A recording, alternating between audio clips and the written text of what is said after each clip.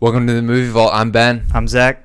And today we have two very special guests. And I'd like them to introduce themselves. We have... Special guest number one here is Isaac. And special guest number two. Yeah, my name is Jaden. And they are collectively... Backstage Cinema. Yeah, we practiced that beforehand. Yeah. Your name's actually Isaac? Yes, that is actually my first name. I thought you were joking. No. Oh, well, in that case, my first name isn't Jaden. So. Yeah. There you go. Do people call you Ike much? William. It depends. It depends on the group. Like a lot of my the people who knew me growing up knew me as Isaac, and then through high school it was always Ike. And at work, since I work a split shift, one shift knows me as Isaac and the other knows me as Ike. Some So people whenever call they him talk Graham. about me at work, they never know who they're talking about because they only know me by the one name. So it really just does Interesting. depend on who you are. But I go by many names. A man of many names. Okay. Yeah. Great. No, I'm Zach. And this is Ben. So we stick to our regulars. Yeah. Is Yeah. it Zachariah or Zachary. Zachary. But with That's- an E-R-Y. With an E-R-Y. I know. My parents are illiterate. Oh, no. That's kind of... I know three Zachs that are like that, so I don't think that's Really? weird. Okay. Yeah. I've That's never the met first one time more. I've ever heard that. Okay. Well, sucks to be you, I guess. Yeah, it does. Is it really just your parents didn't know how to spell the name? I actually don't know. I suspect that because I know them pretty well, and that's my first guess. But There you go. That's crazy. it could be either way. And for you, is it Benji or Benjamin? It's Benjamin. Benny boy. Actually, it's really phased out the amount of people who call me Benji. It was really, when we first met, that was kind of the group of people that called me that. Okay. So, and I don't see them as much anymore. So it's really just Ben most of the time. Really, nobody really calls me Benjamin. So Yeah. I don't know anyone who goes by Benjamin. It's always Ben. it's just too. Ben It's or a Ben. mouthful. It's too It much. is. Franklin's the only one that I know of. Benjamin Franklin. Boy, Benny Franklin. Yeah, nobody calls him Ben Frank. Well, no, they do actually. Now Well, that I Benny say it Frank, out yeah. loud. Yeah. So today we're not just here to shoot the breeze. We're here to talk about a major motion picture, maybe the biggest film of the year, although it has some competition. But we'll get to that. Some competition in terms of stealing the spotlight for the day it came out. But this film is directed by a guy you might have heard of. His name's Christopher Nolan. Wait, who's that? He Chris is a Nolan? British. He's described as a British and American filmmaker. Don't know what that means.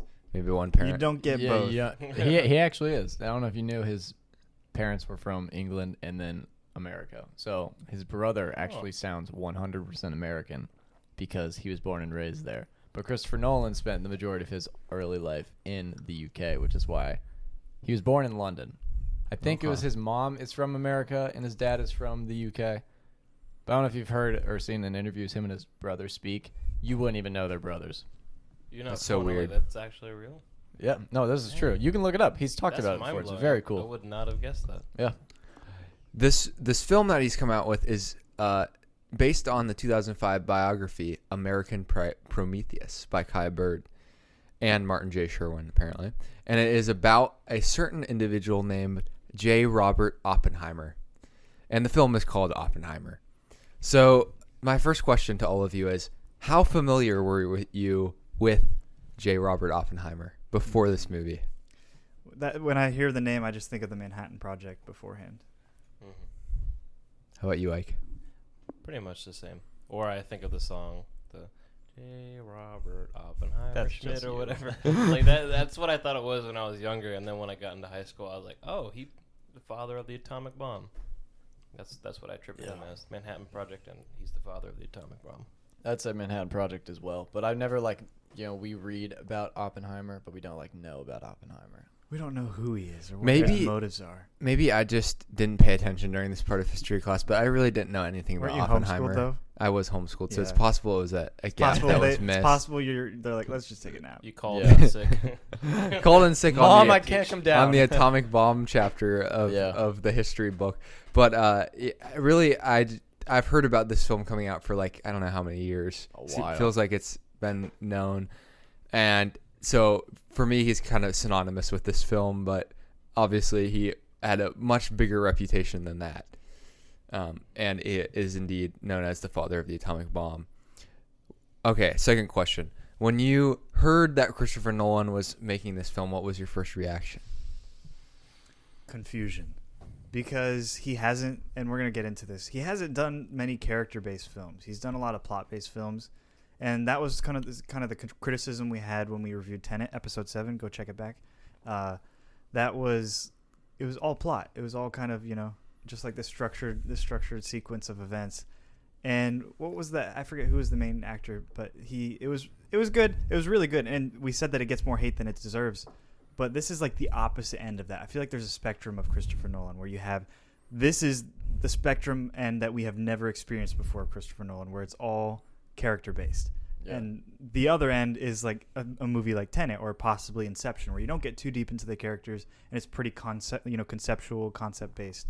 And then in the middle might be something like Dunkirk, I'd say. So, but that I was confused because I was like, he's going way off the spectrum. I thought his spectrum was much shorter, but whoa, his range has expanded.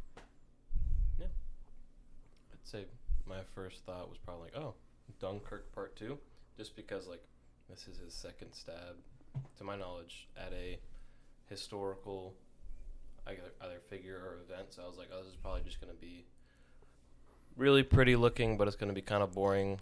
At least Dunkirk was kind of boring to me, but it was still like cinematically it looked really pretty. But I was wrong, and it was still pretty, but it was definitely very engaging. But that was my first thought.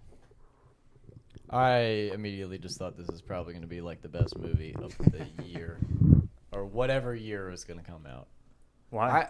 I just like when Nolan tackles real life stuff. I know that everyone doesn't love Dunkirk because, it's all about time and everything's out of order.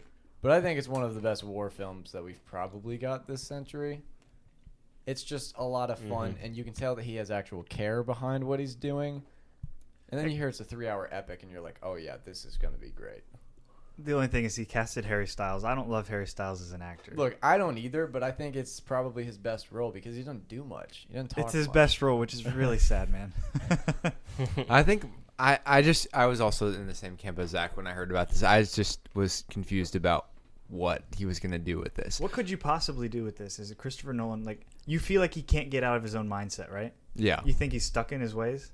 But then, this really blew my mind. Like, no pun intended. Whoa. I guess we can also talk about this in a minute, but I think the other parts, like, he kind of, it feels like he goes out of his way to be, like, awe-inspiring and make you think about reality in a completely different context. And this is, like, we kind of know where the story goes. However, the last scene happened, and you're thinking about life in a completely different mindset now because you're like, oh, Actually, wow. I think that's a fair thing. Maybe we should start here. I think with each film, he's kind of progressed in a different lens.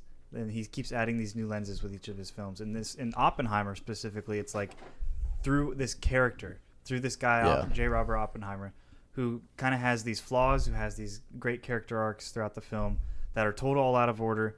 But this character is the lens through which we look. Whereas in other films that he's done, it's like the lenses are time or, getting into the mind and incepting or something like that. Yeah. You know what I mean? Does that make sense? Yeah. Yeah, definitely. Yeah, I don't know. I think as I was watching the film, I realized that this was something that made complete sense for Nolan to do. Because who is Christopher Nolan?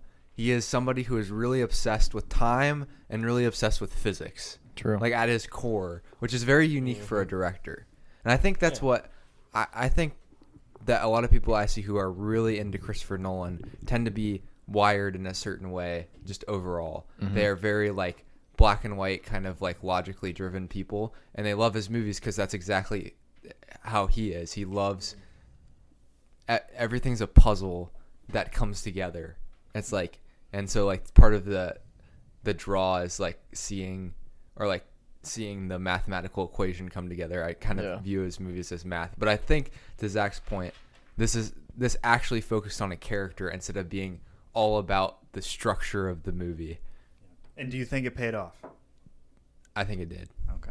I think so too. Hands down for sure. Okay. Yeah, I think this is his.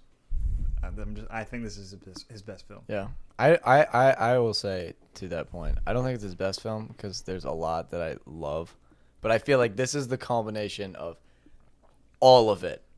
We've done time, we've done, going back in time, we've done the trilogy. We've done everything, and this is like taking all the great that he's done and he put it into one project. So what surpasses this? Just curious. For me, the standouts will always and forever be The Dark Knight, but I don't think The Dark Knight's better than this. Okay. But I would still say, for me, it's going to be Interstellar for sure. That's fair enough. Go check that episode out too on the Movie Vault. Yeah. There you go. Interstellar's. I think Interstellar rivals it in being as breathtaking. Yeah. Yeah. I think this was actually, we didn't talk about this. This is one of the complaints that some of our people had coming out of the theater is like, the climax is the bomb, and then there's like an hour and a half afterwards. And yeah, it's kind of hard to follow, but like, at the same time, it's the most one of my biggest issues, and this is why I'll give him praise for, is I absolutely hate when movies end on the climax and then it just cuts to black and it's like, oh, so after this they did this, and then this is like their story. Like that, it could have ended after we found out that Hiroshima and Nagasaki got blown. True. That could have been the end of the movie, but they're like, no, we want to show you the fallout. I would argue that it couldn't have been the end of the movie, but Oh yeah, for sure. There you go. here's my argument for that. I think I was talking about this with Zach in the car on the way back, and I said, any normal filmmaker who's not Christopher Nolan, who is just making a movie that's like a regular biopic. I'm using these terms like normal, and I don't know exactly how they fit, but would just have done the build up to, it would have been a linear progression to build up to building the bomb, and the whole climax would have been the bomb and that it was successful, and they wouldn't have had any of the like ethical, or they might have touched on the ethical questions of and how Oppenheimer reacted once the bomb was exploded and when it went off in Nagasaki and Hiroshima, but they wouldn't have done it in the way that Nolan did for the next like hour and a half, where he like really dove into, and then like obviously Strauss ended up being like a huge part of it too, which added another layer. But that's why I think it wouldn't have been as effective without that last part of the movie. I agree, and I think the movie is really about the implications, and I think like the implications of introducing this world-ending weapon, or the implications of what happens when you give man this weapon. And so you really can't see those implications unless you see the effects of that transpire first, and then you see the implications afterwards. Like, I guess that would start getting into spoiler territory, so I guess we won't talk about that quite yet. But I don't know if it's his best work. I will say it's definitely his best work as far as a character goes. Like I haven't seen him do a character better than he did with Oppenheimer. But if I'm trying to introduce someone to a Nolan film, I'm always going to point them to The Prestige, and then maybe something like Inception, and then once they appreciate his work, then I'll show them Interstellar. Yeah. But this, as far as a character story, is like hands down his best work. I see your point, Jaden and Ike. I think it's more of an acquired Nolan taste. This film is more, I mean, especially with the runtime in your hands, in his hands. Yeah, the runtime does make it daunting.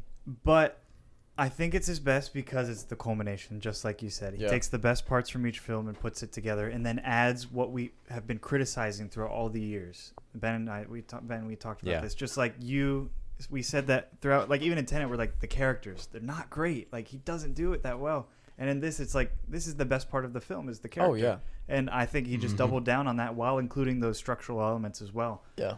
And even just that, I don't know how accurate this is historically, but even just the historicity of it is amazing, I think.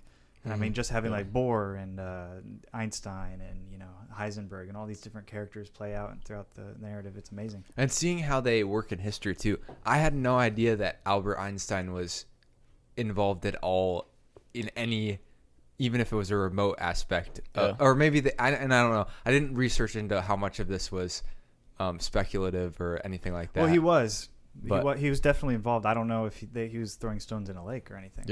Yeah.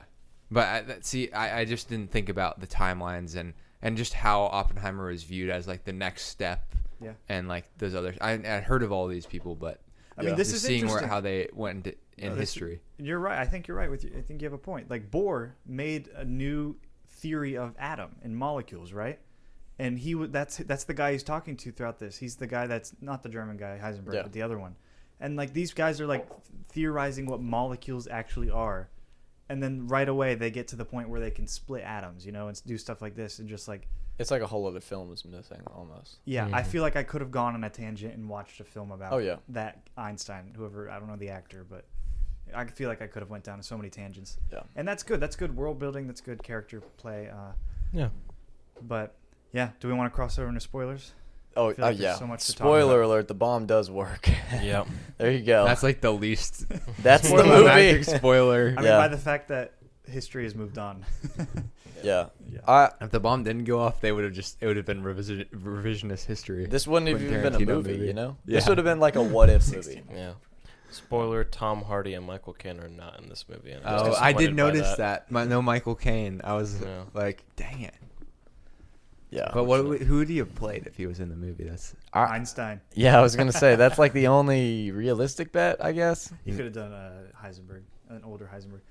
Yeah. I have one question. I would say my first question for all of you is, from this film, what happened that you least expected? Because this film, the things that stuck out for me were the least expected things I expected from a Christopher Nolan movie.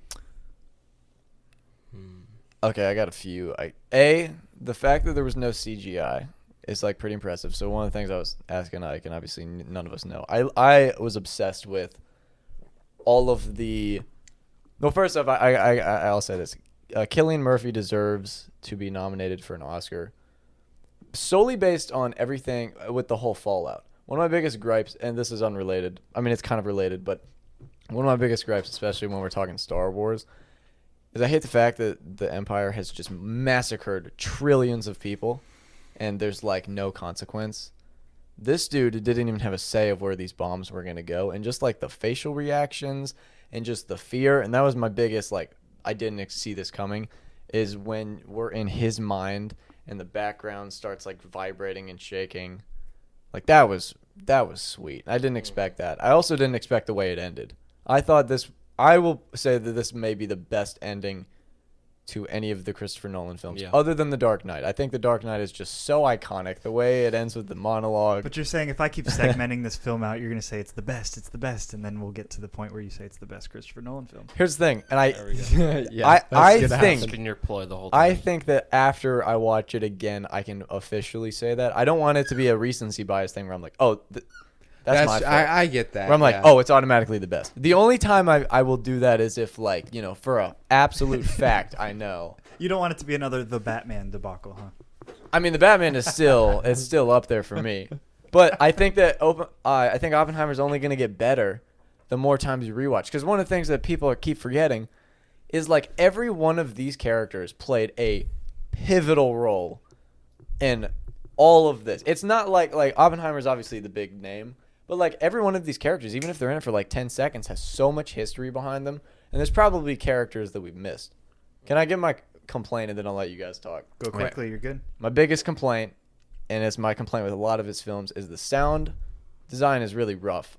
There's You a think lot. so? There's a lot of times where like the music overpowers the actual talking, and I thought that was going to be an issue. So I looked it up on Twitter afterwards, and a lot of people were complaining about it. But I thought it was funny. I think I already told you this. One of the guys behind us, in certain scenes, he's like, "Hey, can you guys make the music just a little louder? I can almost hear what they're saying." Someone said that in the theater? Yeah. All right, see, people don't need to talk. Okay, to you. I have some pushback with that. Ben, I already know what you're going to say, and I agree with you. I think that the sound mixing is a stylistic choice. I don't think it's not. I think it's on purpose. I'm not blaming him necessarily, but especially I'm saying that the movie is better because of sound mixing.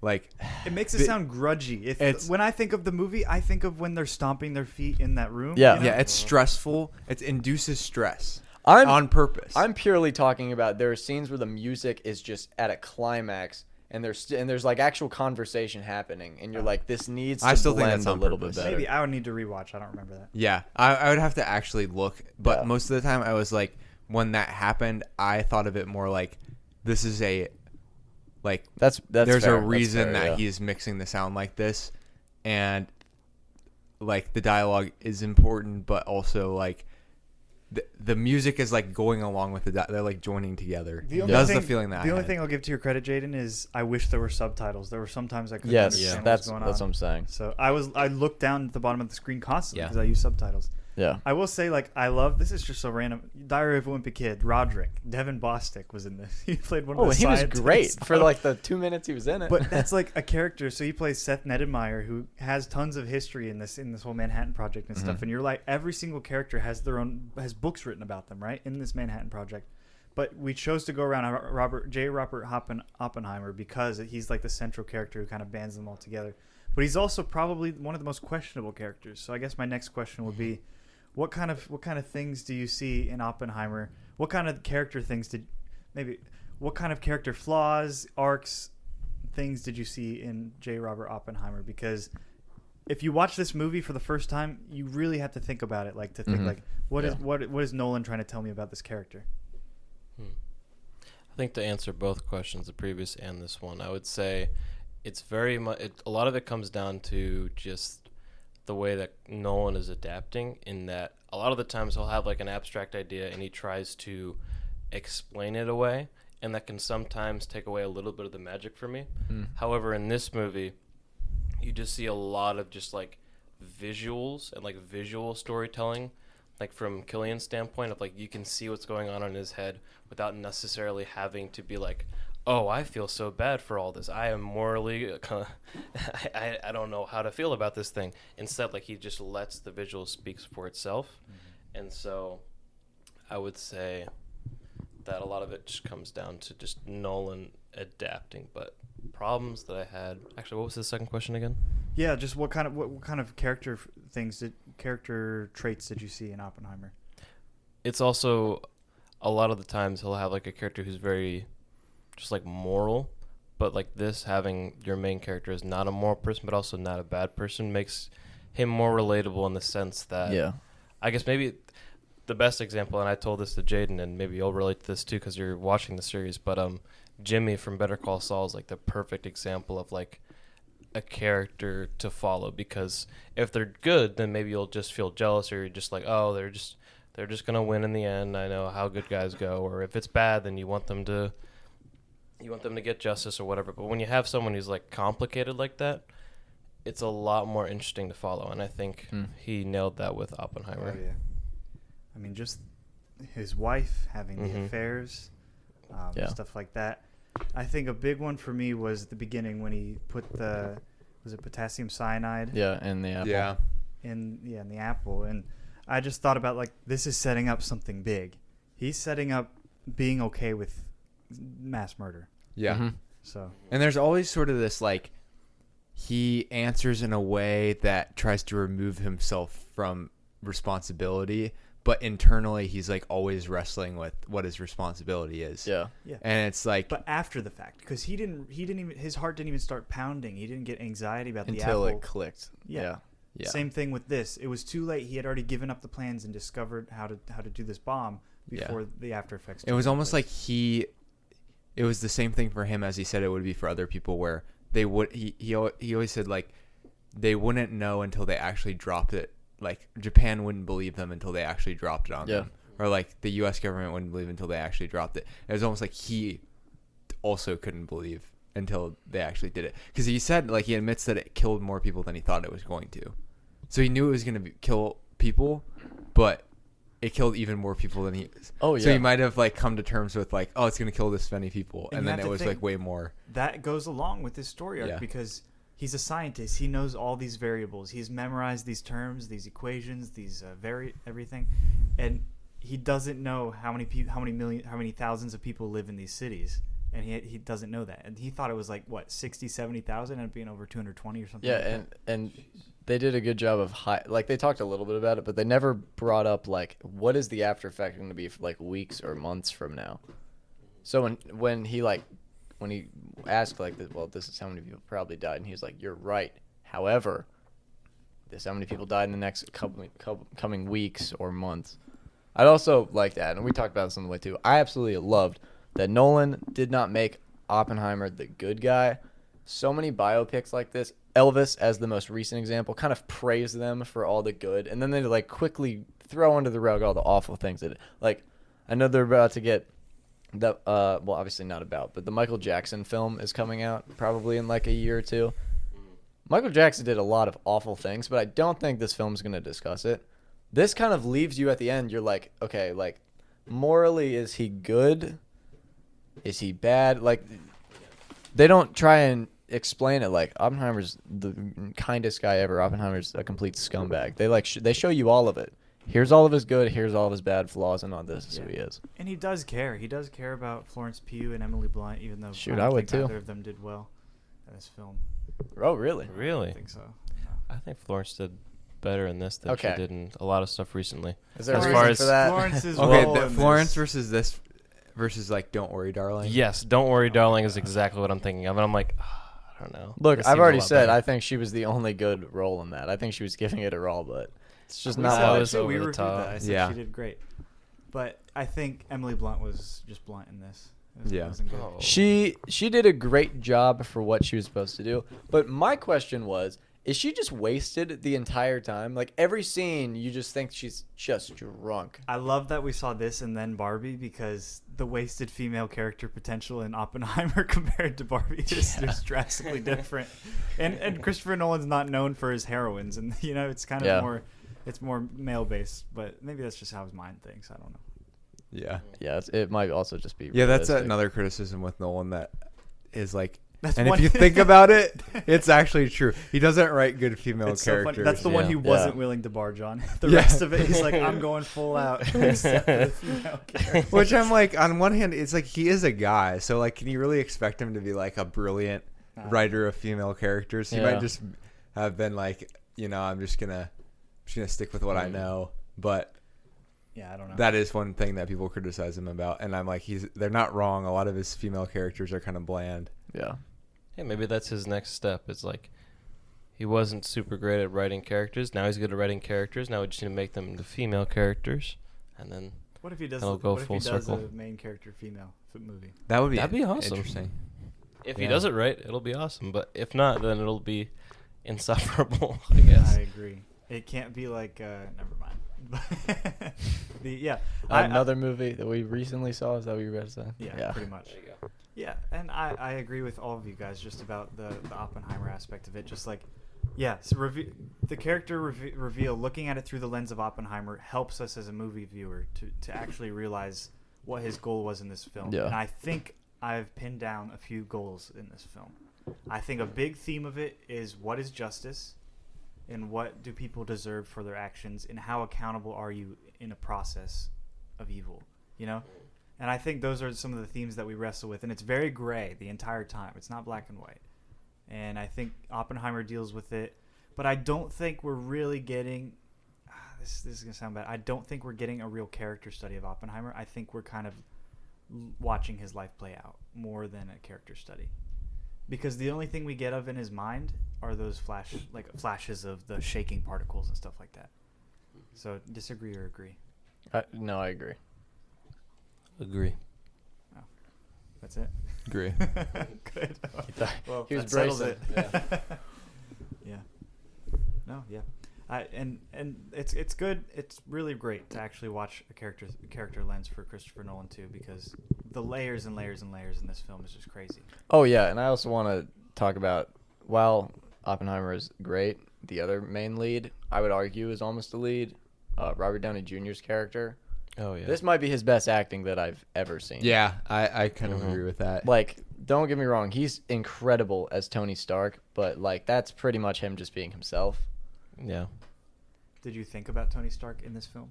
Never, not No. once. Neither did I. Obviously, And that the was first good. time you see him, you're like, oh yeah, it's Iron Man.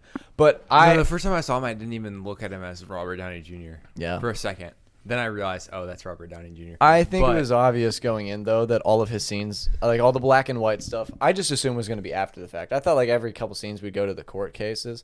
I didn't realize that it was going to, like, some of it took place in real time, and you're just seeing his perspective, obviously from a different lens. And in animation, because we can, I think, specifically Spider-Man Across the Spider-Verse, you can do emotions and people's moods very easily because you can't do it in live action. So what did they do? Black and white. And then, I don't know, I just thought it was really well done. They also specifically created IMAX cameras that shot in black and white for this. That's crazy.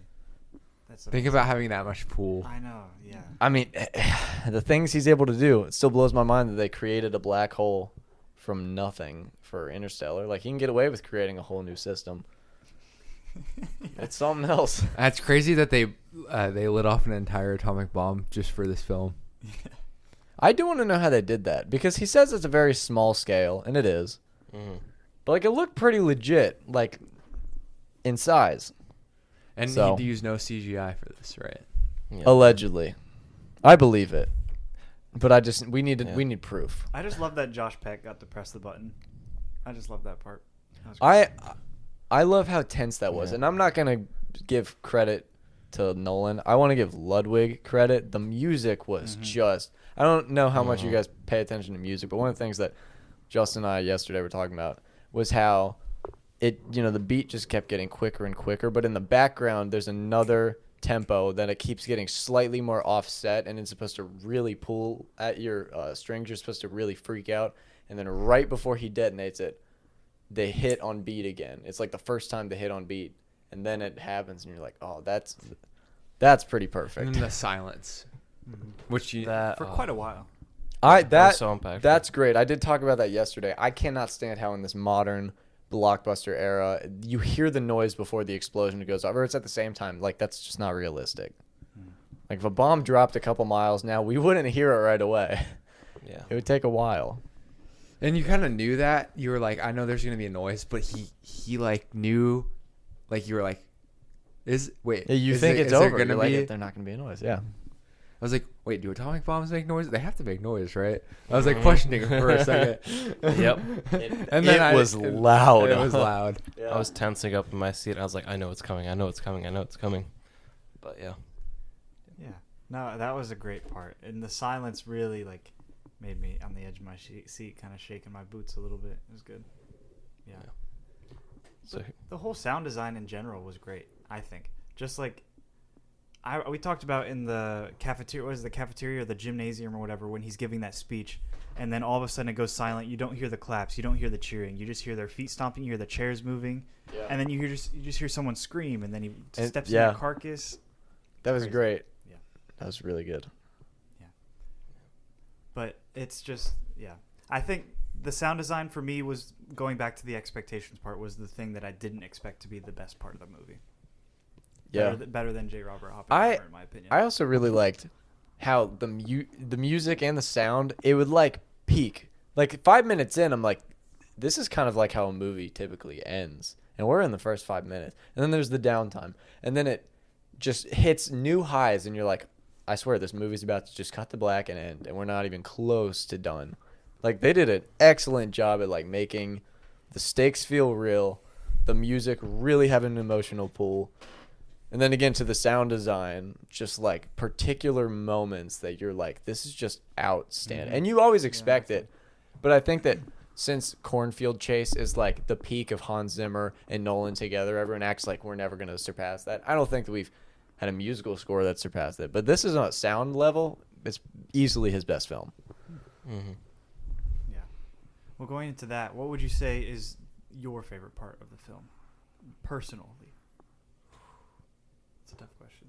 Probably the ending, honestly. I agree. That last Going line back- is cold as hell. Yeah. Yeah, I like the last part. I like the bomb going off, but I think it feels empty without the ending. Okay. Any Yeah. part where he says the iconic lines like, "I am death, the destroyer of worlds." She's like, "Oh my gosh, you just said it." Yeah. Yep. And that was really good. I think, yeah, so there are 3 acts you can see. There are the first 2 acts are right up until the bomb. Then right after that, you still have an hour until the end of the film. And that's all the courtroom drama, right? Yeah, I'd say it's more like an epilogue, maybe. Yeah. Mm-hmm. Yeah, you might be right. Yeah. And that's when you get the reveal. So he does kind of do a twist in a sense, which he's kind of known for doing twists Mhm. Yeah. with Prestige and whatnot, and Inception, but it's like a different kind of twist. Yeah. It's not like a. It's a real life twist. It You- ain't coming out yeah. of nowhere. You can if see know. how he progresses you from thinking Strauss is like sort of a friend of Oppenheimer, like the way it's like a little bit of manipulation, like Mhm. the way that he acts. Like at the start of the movie, you don't really get what their relationship Yeah. is, and then it just like progresses further and further. Oh, I thought of one complaint. The character, I don't even know what his name is, who's like the aide to Strauss. He's like a younger guy. Played by Alden Ehrenreich. Yeah.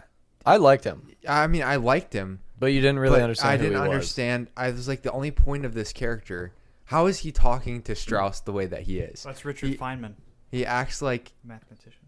he acts like he. Oh, Again, there's He acts backstory like with these characters we don't know. he acts like he like is on the same level as Strauss, but he's just an aide. So he almost acts like he's on Oppenheimer's side. I think it's because he is after he realizes what he's trying to do. But then again, he has no power. He can't like bring it out. So when obviously, oh my gosh, I'm forgetting his name. But I was like, he's just a kind of like a. They needed him to reveal. He's kind of like a plot mechanism of a character. Yeah, but did he reveal anything? No, he was the. It's just kind of the eyes that we look through to see that. Yeah, we're kind of on his side. Yeah. That's what I'm saying. I mean, I guess I don't know how else they would have done it, so Yeah. it's fine. I just was like, would this character exist in real life? I'm not sure. Yeah. I don't know. I would say to your point as well. I love obviously how Nolan plays with time, how we see things always out of order. But I think my favorite twist was that he wasn't really he didn't see any of this coming.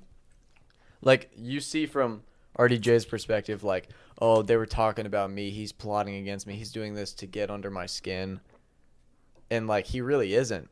So like when all of this starts going down to the CIA or whatever, he's just shocked. He's like, who's doing this? But then like his wife the whole time doesn't trust him. And then finally in that last scene where he's like, maybe they weren't even talking about you at all. And then we get to hear what they actually are talking about. And you're like, so it's from three different perspectives of obviously his wife was always right. And she was wildly mistreated. That's like another story. And then you have by Nolan and him. Yeah. Then you have Oppenheimer, whose whole character is that, like you were saying, or I think you were saying, kind of like how he tries to remove himself a little bit from everything, like all the consequences. Yeah. And then you have this guy who's just so obsessed with Oppenheimer and bringing him down, and kind of like he hates me, but he doesn't necessarily. He doesn't care about him the way that he thinks he did. Yeah, they make the point at the end that Strauss is really like he has a huge He's self-obsessed, ego. yeah. Because it really does he says it goes back to when he made fun of him, or like when he made him look foolish about the shipping the isotopes to Norway, but it really goes back to his shoemaker comment, I think. I agree, yeah. Wow, I never put that together. That's a good way to put it. Ben, this is why you're great. I mean, I what don't would know. we do without you, Because Ben? that moment really sorry. is like, he's like, oh, just a shoemaker. And that subtle comment is what It made him planted. tick, yeah. Even though Strauss was like complimenting him and saying he wanted him for the job, that's what it took for him to be upset at him. I'd say same too, where he's like, you know, when we first see also well, because we're talking about Albert Einstein, I love how they treated it like a big Marvel cameo. Like it was a big deal. But when he's like, do you want me to introduce you? And he's like, no, I've known him for years. And then, you know, he goes out to talk to him and he's like ticked. He's like, dude, come on. So then he follows him out there. And then that's where like it starts, you know? Especially at the end, I don't know if you heard it. There's some of the teenage guys in front of us when like, if I'm remembering correctly, doesn't like a car go by and Albert Einstein is like just standing right there and he starts walking towards him? The group, that one? Yeah, Oh, yeah. The group of guys Yep. was like, yeah! Let's He go! came back. Yeah. And it's so funny because, at least not to my knowledge, he's not an actor that's very well known. No, But Tom everybody's Conti. just like, Tom Conti. Yeah. He's never heard of him. fantastic, though. Yeah. But, He's perfect, born to play this role. yeah. Everybody was Just obsessed 85 with years him. old. Yeah. Yeah, he's born It in reminded 85. me of old Steve Rogers. Yeah. With Falcon, especially when they're walking through the forest. I'm like, is he just be chilling on a bench He or was something? he was nominated for an Academy Award in Yeah, he's pretty well known. 1983. Okay. Yeah, he was Dang. pretty well known. I mean, he Reuben. isn't recent, but Never you know. heard of that movie. Interesting. That's a goal right there. Just become an actor, almost get an Academy Award, and then when you're an old guy, nobody knows who you are, but you show up as some historical figure, and people are just like, yeah! I would say Albert Einstein was like he was the Tony Stark cameo, but even like Bohr and Heisenberg, like people who have watched Breaking Bad at least know that name. You know, they're there was a lot of Jesse jokes the whole time. And he said, like, New Mexico within, like, the next sentence over. I was like, yeah, what? he's like, Walter New White. Mexico? Heisenberg? It's all coming together. Christopher Nolan, Breaking Bad, crossover. Yeah. That'd be awesome, by the way. But No, yeah. And what do you guys think about Matt Damon as Leslie Groves, General Leslie Oh, Groves? I forgot about him. Look, I think he did good. he did personally. fine. Fine, that's it. He reminded me of his almost exact portrayal in Air, which was kind of funny because I'm like, Is that the Michael Jordan? Yeah, like the way he first off, Matt Damon always does an incredible job. I'm not going to discredit him. He did fantastic in this movie. But every time he was yelling, I'm like, I just feel like if I close my eyes, we'd be back in Portland right now in Nike HQ. I didn't see that movie, so I can't really exactly. It's But it's very similar characters. I trust you. But yeah. Who's the guy who was that like security? He was like head of security, and he was like the sort of Yeah, I think it's Kenneth Nichols. He played by Den DeHaan. No, not Nichols. Nichols was good too, but he was in a smaller role. Oh, But I don't know. Where when Oppenheimer gives like the small detail about the guy who might be on the communist side, and then they His bring brother? him back for the meeting. Was it his brother? No, it was not. Kenneth- Oh, Kenneth you're talking Brodin's about character? Rami Malek's character? No. No, okay, Kenneth, this is just too confusing. Kenneth Sorry, Brodin's I'm not talking characters. about any of these Kenneth characters. Branagh does play that character. Yeah, that's who you're talking about, right? No, I don't think it's Kenneth Branagh. He played the character that came back during the Christmas party. Is that the guy? you're Nope, talking about? that's not the guy. He was great, by the way. Talking about the one they Yeah, he's bring great. into like the court? No. later? Yeah, they do bring him into the court. He's not a Rami security Malek? guy. It's not. No, not that court. Other court. The circus court. More important business to Oh, attend to. Yeah, we can. Benny Oh, Safdie. Casey Affleck? Oh yeah. Oh, it was Casey Affleck. Casey I think. Affleck. I think it was. Yeah. Okay, there you go. How Yeah, did we I wasn't miss expecting Casey Affleck to be in as there. Borish. Yes, Crush. Borscht. That's exactly the guy Yeah, I'm talking okay, about. I didn't know you He were was talking about him. good. He Yeah, was he's really great. good. He was He intimidating. he was like this. He was Yeah. secretly working for another. Yeah, not that I'm- but I'm you're not- absolutely right. Benny Safdie was in this movie, and he has a special place in our heart. Why does he have a special place in our because heart? that was our first movie we reviewed, was directed by them, called Good Time, and he's in that as well. Yeah. So he plays The Robert accent was Pattinson's pretty brother. awful. That's I can say that. I feel like Yeah, but he's awesome. he's But great. I love Benny Safdie. He plays Edward Yeah. Teller, who's actually one of the smartest people in this film, Yeah. and he does a great job in it as well. And obviously he wasn't the spy, but the movie kind of tries to establish with how he looks and the way that no one trusts him, like he's going to be the spy. And he wasn't. Yeah. Maybe this is a hot take, but I think he looks more like Elvis than Austin Butler does. I was hoping- highly disagree, but Yeah. Benny Maybe Safdie. that's my I Safdie also is. highly disagree.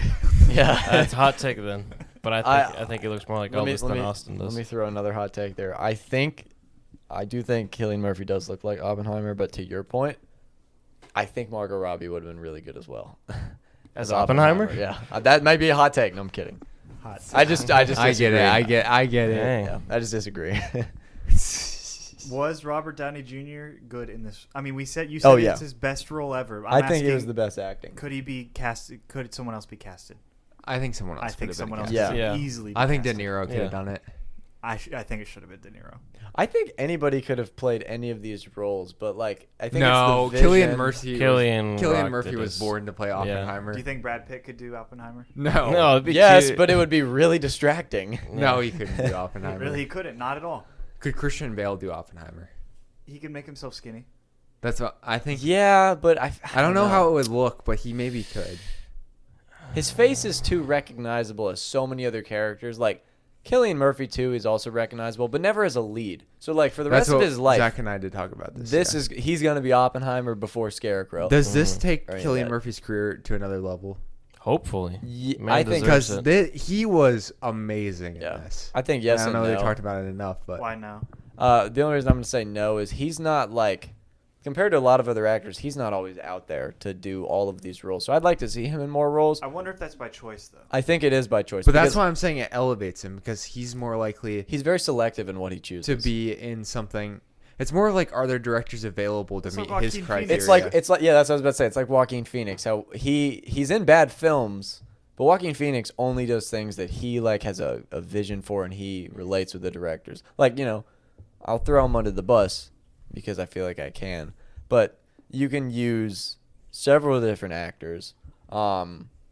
Respectfully, Brad Pitt, as great as he is, he's in some pretty trash stuff. Yeah, like Once Upon a Time in Hollywood. I would agree. I'm just- But I'd agree. But he just sorry. No, it's a good movie. What are you talking Sorry. about? But they just take every role. Like, you can't tell me Bullet Train was a passion project. Oh yeah. But he's great in it. I I think disagree. I think Brad Pitt. I think for as good as Brad Pitt is, I don't think he has the I think there's another level of actor that it takes to do like something like Oppenheimer. Yeah. I don't know that Brad Pitt has that. And I don't even think it's necessarily an A-list actor or actress that can play these particular roles. It's think about Philip Seymour Hoffman. He's not that good looking. Yeah. Or he Daniel wasn't. He Day-Lewis. wasn't that good looking. May he rest in peace. But What about Daniel Day-Lewis? Daniel Day-Lewis, same way. But they just have the this sort of like I don't know how to even describe it. Like, you this know they ability. smell nice. No, that's not. That's not What? He was Wait, referring let to him my cook. hand motions. Yeah. But they have this like deeper level of understanding that really comes out in like their face and their actions and everything. Yeah. Just to be able to Yeah. be that character. We could say even that just taking Joaquin Phoenix again, but Yeah. I think Barry, was it Keoghan. Keoghan. I think he's an up and coming. Oh, actor for like sure. that. I think he's got the chops for it. I think Cillian Murphy is selective. I completely agree with you. I think his next big thing isn't a big movie like this. I think he does another small limited series or small independent movies.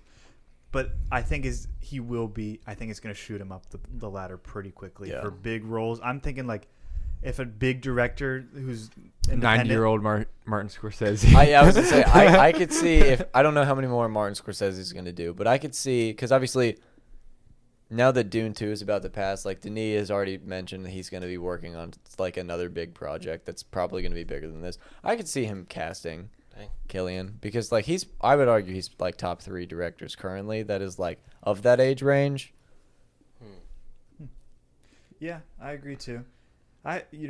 The tough part about Christopher Nolan films is you have so much talent and only so much screen time. Really, Yeah. Every actor who has said a line in this is so much talent. Yeah. Like I think of Rami Malek, who had like 10, 20 lines in this. I would film. say less than that. He didn't talk till the very end. Yeah. Yeah. A lot of scenes he's just standing there and dropping things, and you're like, you can I was say like, I anything? hope they make him talk. Yeah, he's Yeah. one of my favorite actors of all time, and he plays David Hill. But he did great. It's just like you just do what you just show up. Yeah. That's it. That's really It's it. like Wes Anderson, but on a larger scale. Oh, for sure. Yeah. People do it because they love it. They love him. They love Yeah. the director. They But don't it's do it like for a much money. bigger budget. Because I keep getting on these like thoughts, but Christopher Nolan is the only guy right now, I would argue, who can make this film and make it this big of a deal. Would The you? only Yeah. one who can do a summer blockbuster about scientists. Yes. I feel like There's if- nobody if- else who can do that, right? I mean, if Spielberg came back at a big level like Spielberg this, Not did like come this. back. He couldn't come. I mean, Spielberg is not Christopher Nolan. no. Christopher Nolan's got skill. The first person That's- That Oh, sounded sorry. bad. That sounded bad. sorry, I know you were about to say. I think that specifically Steven Spielberg is good at making big blockbuster films, Jaws. but like Christopher Nolan's making. I wouldn't really argue. I'm talking he's about made in many. the current, Yeah, right in now. current. Yeah, it's period. gonna be him.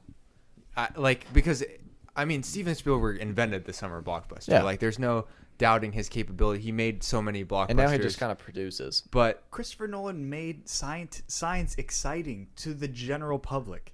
yeah, I'd say Bill Nye did that for me, but you know, like, Fair other than enough. that, Fair enough. yeah, But Bill film. Nye had a different medium to do that. but That's it's even bigger than that. Zach and I always talk about how it's always like franchises are being pushed as the only thing for blockbusters. Like, even with the Barbie movie that we're about to review, it's like it's not a franchise, but it's gonna kickstart one. It's a product. There will be a Ken movie. Yeah, there'll be a Ken movie. It's like this, that, and the other. There will be Christopher an Nolan Allen can take movie. something that he's genuinely interested in and just make it his. And now that, like, and I guess you say Scorsese can do that or Tarantino can do that, but especially Tarantino, I'm kind not of a like fan. they kind of go into their niche and like Yeah. their fans will like it, but it's not like For- Nolan it's is not for the public. Nolan has mastered the like broad appeal that you need for the blockbuster. Yeah. But still gone into his like interests and things that he's actually interested in. Mhm. He's the Yeah. only one that can be truly independent and make big money. Yeah. And gets the budgets. Like, dude could ask for anything, and they're like, absolutely, whatever you want. But that because he built this reputation. Mhm. That's the only Yeah. reason. And that's such a difficult line to go across because you got to worry about like upsetting your own audience, your own fans, and then also like letting down studios, and you got to work with bigger names. It's a tough career to build, but he did it, and thank goodness because he got to the point where he could make this. Yeah. I think like my first thought like of like another director taking control of it would be someone like Scorsese. But then looking at how the movie panned out, it would just be such a like it'd be a good movie, but it'd be such a boring movie if it was done by any of them. Like I actually agree. Yeah, no, I agree with that. It'd be I so think it would be boring. But because of the music and because of Nolan's artistic like style, like the way he constructed the movie, I was like constantly engaged, and I was constantly like, oh, what's gonna happen next? Even though I know the bomb's gonna drop, it's like I was just constantly hooked just by his style, and again like the music is and the sound design is like another like really big part of what makes the movie work.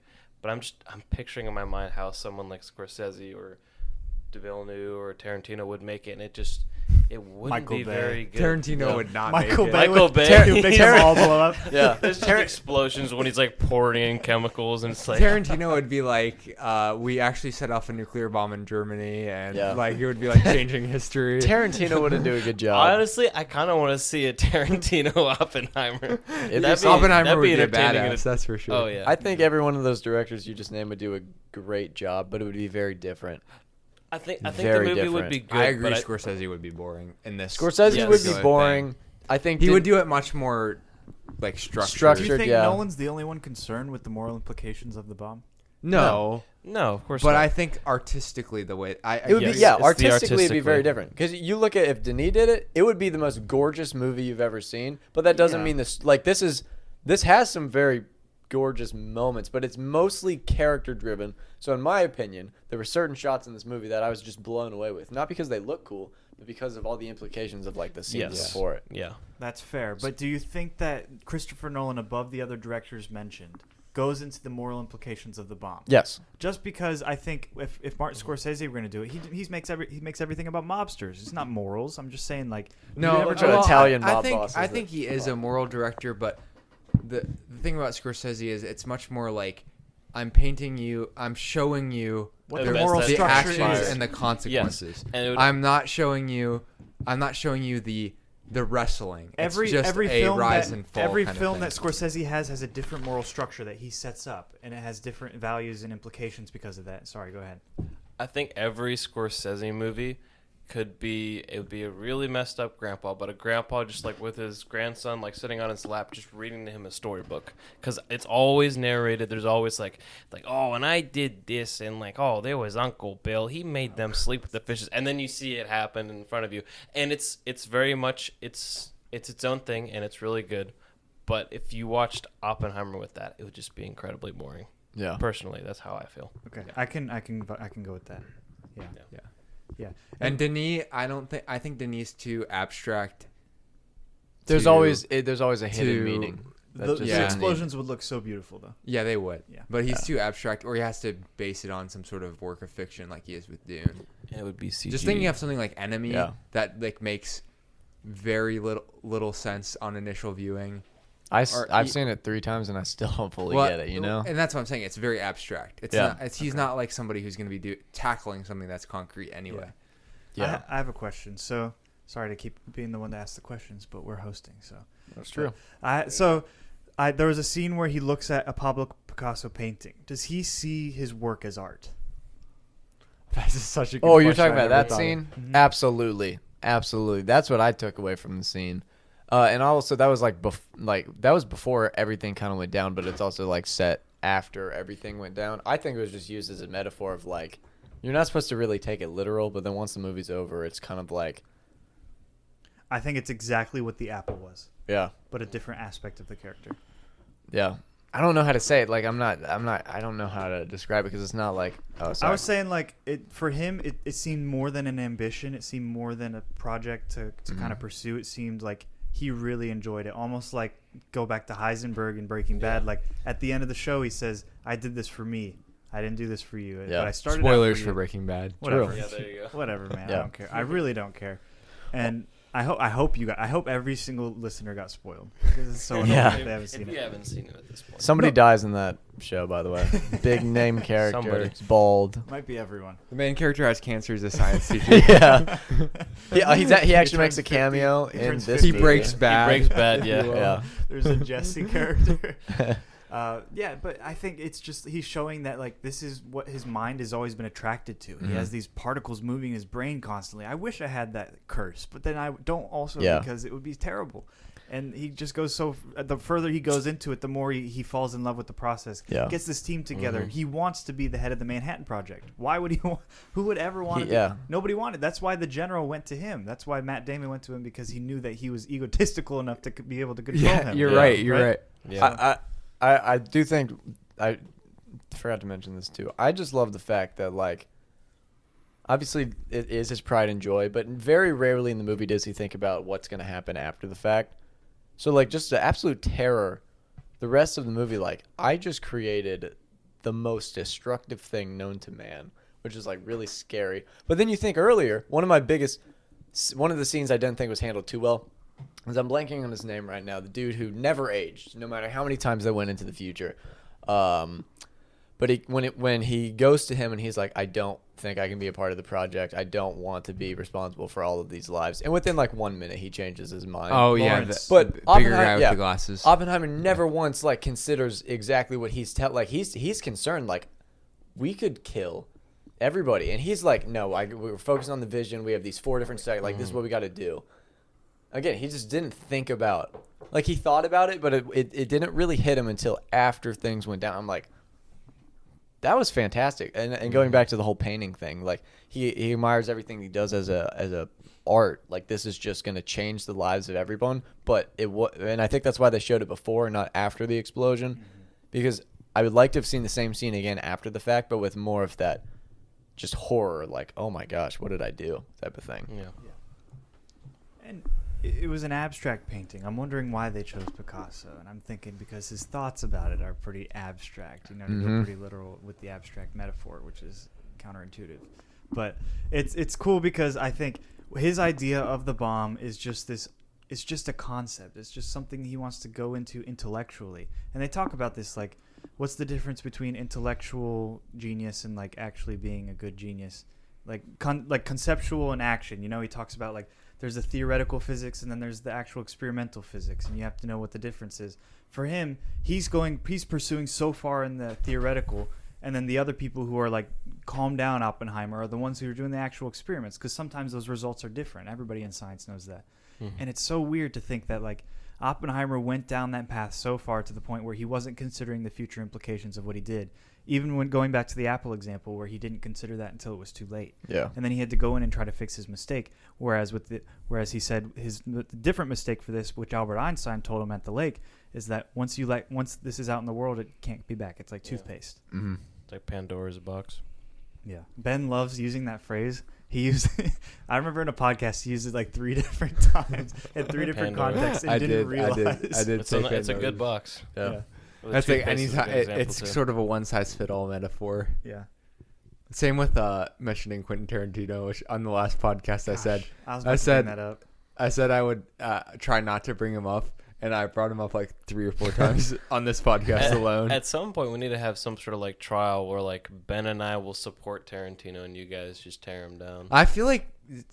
Do you not like Tarantino? You didn't love Tarantino. That's what I'm saying. You just don't like Once Upon a Time. Once Upon a Time was the one. Do you not like him as a person, or do you? I don't like him as a person. Okay, well that's different. Scummy person. See, that's different. I like people who are so egotistical in their films. As ever listened to Quentin Tarantino?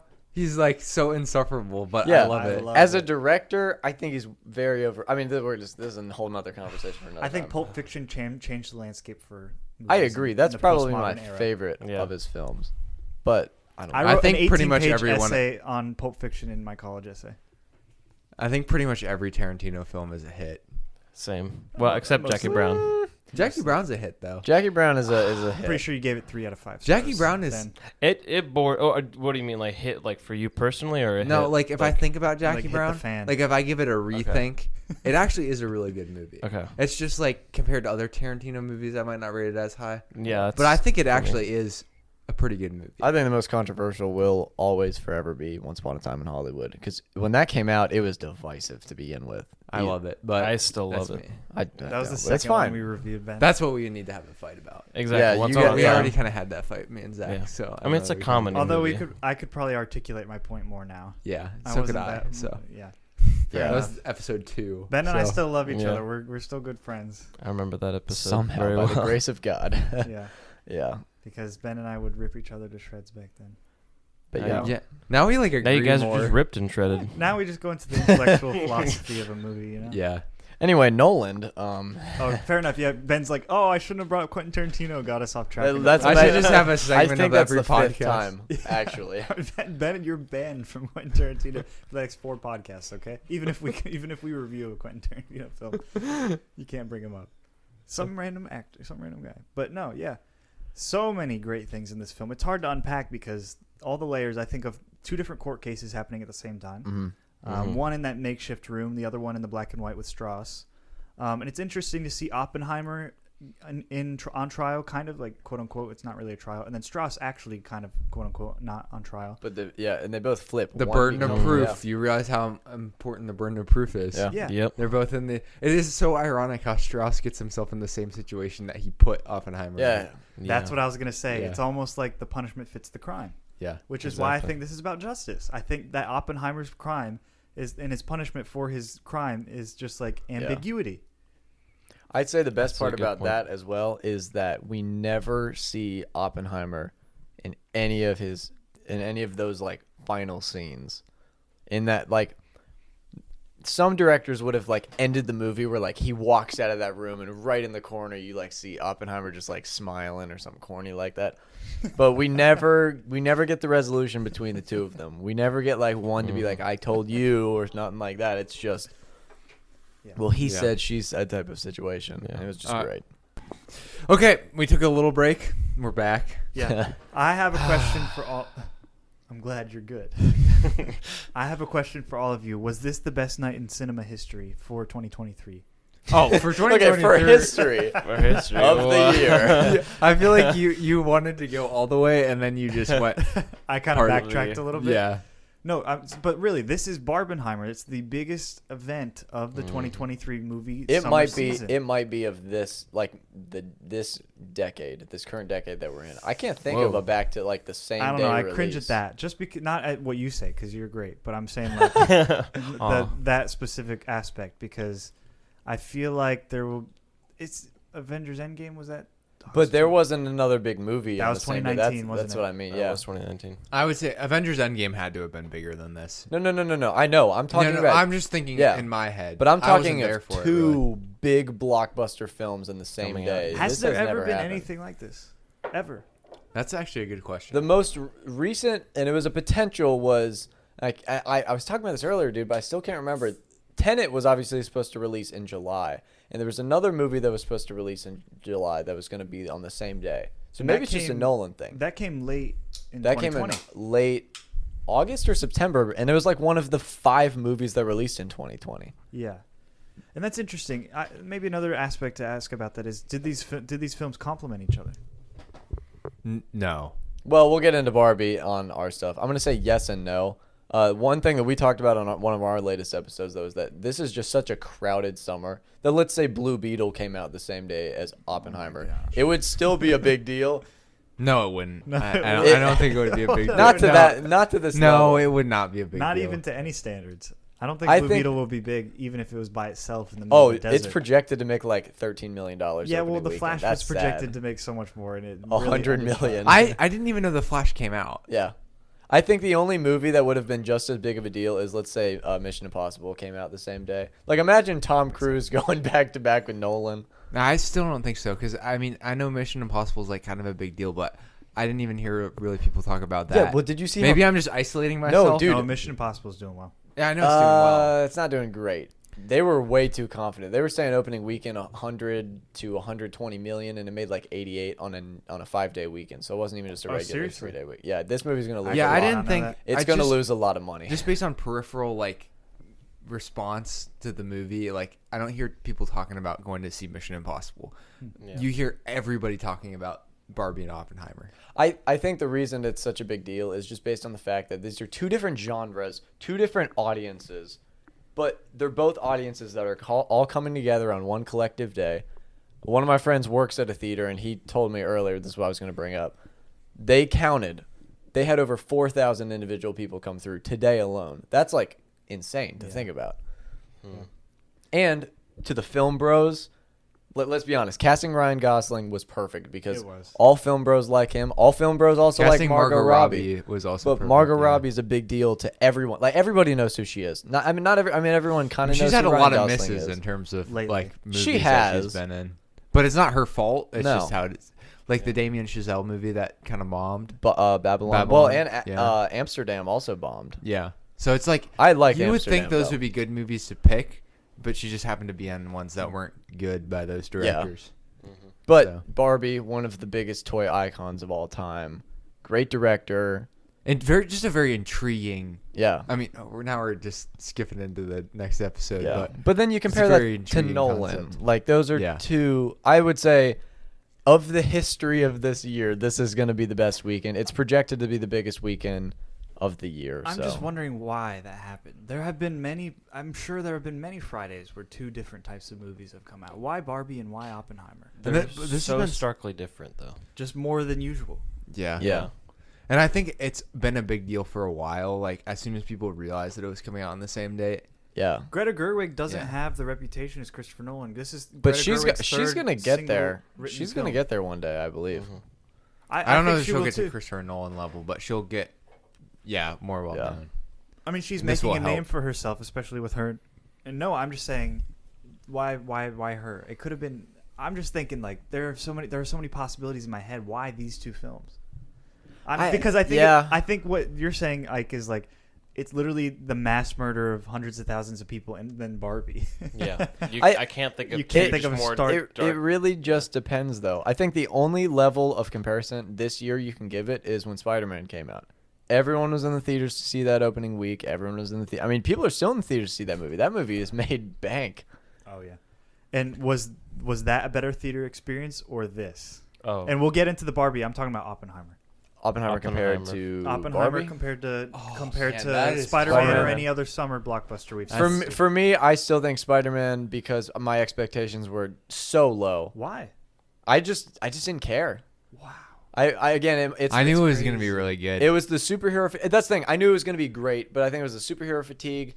I kind of forgot Yeah. it was a part one. It was on the tail end of a lot of bad superhero so movies. like I'll give you that. for me, that was the better overall experience because I came out of that like wow. But this I knew was going to be great. We were excited. I was probably you could probably tell I was getting real hyped, and it was great. But there's a difference between coming out of Spider-Man where like it's going to be all I think about over the next year because it's part one. I just want to see what happens. And this was just it's nice to see Nolan return to form. It's nice to see all, and it's not as big of a deal as Spider-Man because Spider-Man is going to make way more money in its opening weekend. To me, it's a bigger deal, though. It's a big I would argue Like, for us and in like the world our I group, live yeah. in, Oppenheimer feels like a way bigger deal. But I get that in the Yes. overall Yeah. world, Yeah. Spider-Man will always rated R film to a agree. PG family film. Like one's going to win, But I think just to go into it more and more, the more and more I will watch Oppenheimer, and I'll probably watch it again in theaters. I missed a ton. It goes by so fast. Oh, yeah. Yeah. And the more I watch it, the more I think I'm gonna fall in love with it. I think I it's like a woman. Do expound. You don't need to. I think it makes sense. I would agree only because I watched Where's he gonna go with this? Come on. No, I ended right after that. Yeah. All right. I'm trying to think of films that I've watched again on repeat. I watched John Wick on repeat. It got better. Guardians, I think I saw 4 days in a row, and it third got one? yeah, and it 4 got days in a row. Yeah, I just you watched it 4 times. yeah, yeah, He's at a different Same. level than us. yeah. I can't imagine. Spider-Man was the same. I mean, I think there were like 5 or 6 movies this year that I saw on repeat viewing.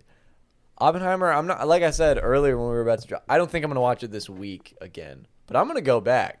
It's like a big pill. you know? It's one of those But films it that I don't. feels so yeah. good when it goes down the gullet. That's like a big opioid pill. I was thinking big in other ways, but we can go into that in Barbie because it'll be a little more. There you This go. phallic building. Yeah. That was funny. That was a funny line. But yeah, no, Yeah. thank you for joining us in the movie vault. It's been a pleasure. Pleasure doing this, and hopefully we'll do another one maybe this year or next year. We'll see. We probably will. Yeah, we I'll ask the final question. Are we all gonna say this is the best movie of the year so far? Because I think it is. Oh, I for agree. sure. 100%. I agree. And I do love Spider-Man Across the Spider-Verse Part 1. I love it. I don't know how. But this movie Yeah. Yeah. Listen, is guys. incredible. Ben, cinema It's is fire. back. Cinema Look, is back. I don't know if you We guys just have- need more people than Christopher Nolan Yeah. on this stage. Yeah. Yeah. Yes. I hope he paves the ground. I hope he's not the last holdover. He's not. He's not. There's going to be directors 20 years from now that we're going to be like, Damien hopefully they're not Chazelle the is last. still young. True. That's true. He's had some He misses, couldn't though. direct Oppenheimer though. No, but He likes jazz too much. You're looking at them right now. These boys. That is right actually here, true. Let us all cook The- one. And It's we will changed. leech off you your entire career. So just so you know. There, we'll, Yeah. we'll make it happen. Hey, you guys should come on our podcast here soon. Actually, Yeah. come to think of it. Maybe How we about- should. Maybe these will release the same day or something like that. you Maybe. know? Dude, that'd be crazy. If that could we make that work? yeah. Yeah. But anyway, thank you so much.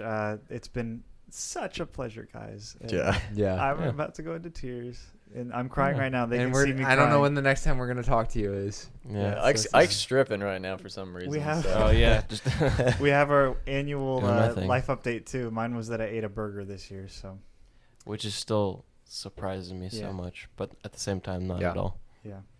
But anyway, so how would you guys like to close the vault? With two hands, Nice. one of mine and one of yours, together, we shall close the Can vault. Ben and I each support an elbow? You guys can give us a shoulder rub maybe while we're doing it. Would that work? I guess. You guys I into can- shoulder rubbing? I guess we can do that. Okay, All right, I'm that'll using work. Vicks Vapor Rub though. Okay. I'm using ooh, Aquaphor. Ooh. Okay. Oh, all right. yeah, that's the all right. spot. That's good. That's good. Here's a All right. Snickers bar. I'll take it. Ow, my fingers.